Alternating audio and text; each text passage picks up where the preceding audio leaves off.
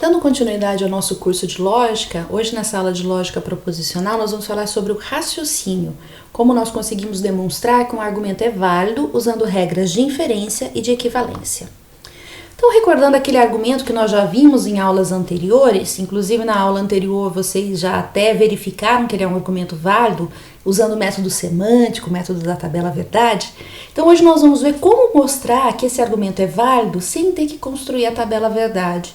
No caso da aula de hoje, nós vamos fazer isso usando as regras de equivalência e de inferência que nós já vimos aqui nesse curso. Então, o nosso foco da aula de hoje é no método sintático, via construção de uma prova, usando, no caso de hoje, regras de inferência e as leis de equivalência. Em aulas posteriores, nós vamos também ver outro método sintático, que é a inferência por resolução.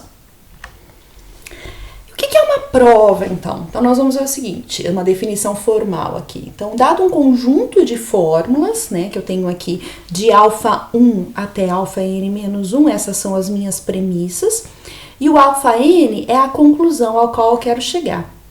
Então, uma prova, ela vai ser uma sequência finita de fórmulas de beta 1 até beta k, que vão sendo derivadas passo a passo por meio de... Ou essa minha fórmula já era uma premissa, então quer dizer, quando eu falo assim, olha, esse beta i já era uma premissa que eu tinha anteriormente, ou então ele vem como consequência lógica de um conjunto de fórmulas precedentes, e essas fórmulas precedentes podem ser as premissas ou fórmulas que foram derivadas aqui nesse passo a passo, e aí ela é uma consequência lógica via aplicação de alguma regra de inferência. Ou então, ela também pode vir como uma equivalência lógica por meio de um princípio de substituição, tá? Eu vou continuar nesses passos aqui derivando novos betas a partir de premissas, a partir de betas derivados anteriormente, até que eu chegue na conclusão que eu quero, para demonstrar que aquele argumento é válido. Quando acontecer isso, eu vou dizer então que a conclusão é dedutível das premissas, né? Ou então ela é um teorema quando as premissas são a teoria.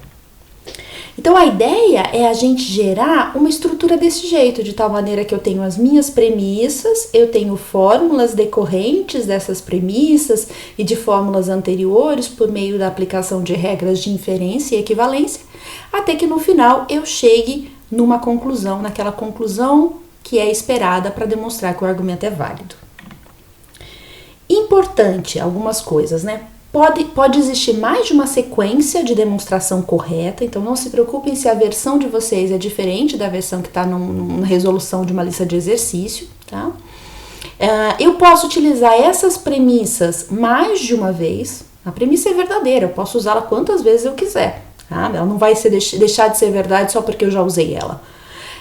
E eu não preciso usar todas as premissas, tá? Então, a prova ela pode ser derivada a partir de um subconjunto do conjunto de premissas. E quais são essas regras, então, que vamos usar nessa demonstração pelo método sintático, né? Nós temos as regras de inferência, aquelas 14 regras de inferências que já vimos em aulas anteriores, e as leis de equivalência.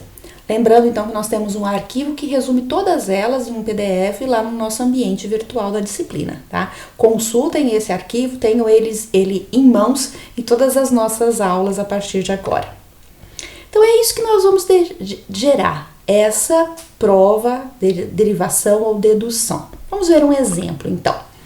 A partir daquele exemplo do início da aula, que é um argumento que nós já sabemos que é válido, porque ele já foi demonstrado via método semântico, vocês ficou de tarefa para casa fazer isso na última aula, nós vamos então agora verificar que esse argumento é válido, só que usando só regras de inferência e equivalência. Essa é a maneira como eu vou mostrar para vocês agora, se chama prova direta. Nessa aula de hoje eu vou mostrar outras estratégias também. São 3 estratégias principais e são essas que eu vou mostrar na aula de hoje. A primeira delas, então, é a prova direta, quando a partir do conjunto de premissas eu vou aplicando regras de inferência e equivalência até derivar a conclusão a qual eu quero chegar. Antes de vocês começarem na tentativa e erro de quais regras aplicar, eu sempre peço para que vocês analisem o argumento. Então vejam quais são as premissas e qual é a conclusão que vocês querem chegar. No nosso caso, a nossa conclusão é um bicondicional. Então, eu tenho a implicação de Q em P e a implicação de P em Q. Vejam que uma parte desta conclusão eu já tenho como uma das minhas premissas. Eu já tenho P implica em Q. Eu tenho P implica em Q. Eu preciso, então, encontrar outra parte, né? O Q implica em P, tá? E aí eu tenho, então, Q implica em R e eu tenho não R ou P. Olhando para essas duas aqui, eu já consigo ver uma possível aplicação de uma regra da cadeia. Porque esse não R ou P é equivalente a R implica em P. Se você não acredita, abra aí o arquivo das leis de equivalência e verifique que numa implicação de R implicando em P, isso é equivalente a negar o antecedente e fazer um ou no consequente, tá? Então, se eu tenho R implica em P aqui, eu tenho Q implica em R aqui, pela regra da cadeia eu vou ter Q implica em P. Então, na minha cabeça, eu já tracei a estratégia, ou seja, eu já selecionei o conjunto de regras que eu preciso aplicar para poder demonstrar que esse argumento é válido. Essa é a sugestão que eu faço sempre para vocês. Antes de começar a escrever, pensem, olhem para a tabela de regras e verifiquem quais delas são interessantes para vocês usarem na demonstração desse argumento como válido, tá? Então, eu tenho... Como é que vai ser a resposta, né, da minha questão? Vai ser assim, essa é a estrutura que eu quero que vocês utilizem nas avaliações, nas atividades de uma maneira geral. Então, dadas as premissas, aqui eu vou numerá-las, né, tô dando um nome para elas, eu tô chamando de alfa 1, alfa 2 e alfa 3, porque a cada passo da minha demonstração, da minha derivação, da minha prova, eu vou indicar quais foram as fórmulas que eu usei e qual regra ou lei foi utilizada. Então, dadas essas premissas, o que nós vamos deduzir? Primeira coisa que eu pensei em fazer é transformar esta alfa 3 numa versão equivalente que é um condicional. Então, foi isso que eu fiz. Então, eu gerei uma nova regra, aqui uma nova fórmula, que eu estou chamando ela de beta, vocês chamem do que quiserem, podem chamar tudo de alfa, tudo de beta, P, maiúsculo, né? Só tomem cuidado para não confundir com esses outros símbolos atômicos, tá? Então, esse beta 1 que eu gerei, ele é uma versão equivalente do alfa 3, na qual eu transformei essa disjunção da negação do antecedente com o consequente na implicação do antecedente no consequente. Outra coisa que eu tinha pensado para a gente derivar lá o Q implica em P era aplicar a regra da cadeia, não é? Então, a partir a partir do alfa 2, vejam, eu vou de Q para R. E aí, combinado com o beta 1, que é de R para P, eu vou conseguir, pela regra da cadeia, chegar no Q implica em P. É isso que eu fiz aqui. Então, eu combinei o alfa 2, que é esta regra, que é esta fórmula, com o beta 1, que é esta fórmula. Opa, desculpa, que é esta fórmula aqui. Então, eu fiz Q, por meio do R, eu cheguei em P. Então, ficou Q implica em P, e aqui o que eu estou aplicando é a regra da cadeia. Tá? Se nesse momento você ainda não visualizou, pausa o vídeo, olha para a tabela de regras, faz lá o mapeamento de alfa e beta em todo mundo aqui e chega a essa mesma conclusão que eu estou chegando aqui para beta 2. Tá? Então, eu já tenho P implica em Q como uma premissa e agora eu acabei de derivar Q implica em P. Para chegar neste bicondicional, o que eu faço? Eu combino essas duas, que seriam meu alfa 1 e meu beta 2, por meio da regra de conjunção. E aí, eu utilizo, então, aquela regra de equivalência do bicondicional para chegar na conclusão a qual eu queria chegar, para demonstrar que o argumento é válido.